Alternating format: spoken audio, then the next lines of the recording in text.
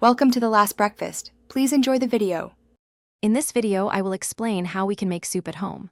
First, let's gather our essential tools, including a sturdy 5-quart pot, a reliable cutting board, and a sharp chef's knife. Next, choose your ingredients wisely. Fresh vegetables and quality proteins make all the difference.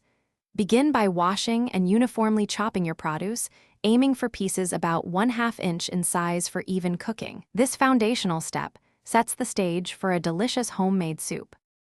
Now let's build those incredible flavor layers. Start by sautéing your aromatics. Think 1 medium onion, 2 carrots, and 2 celery stalks in about 1 tablespoon of olive oil until softened, which takes roughly 5 to 7 minutes. Then, deglaze the pot with a 1/2 cup of wine or broth, scraping up any delicious brown bits.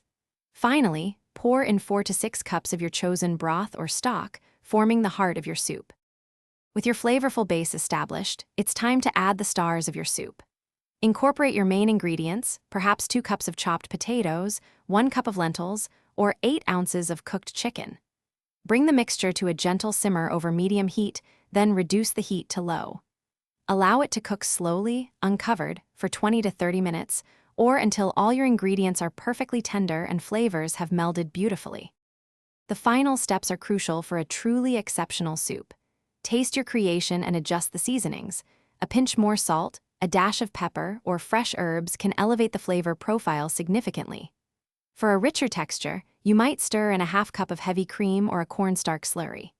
Ladle your warm, comforting soup into bowls and finish with a garnish like fresh parsley, crunchy croutons, or a drizzle of extra virgin olive oil. Enjoy your homemade masterpiece. Thanks for watching. If this was helpful, leave a like and consider subscribing. See you next time.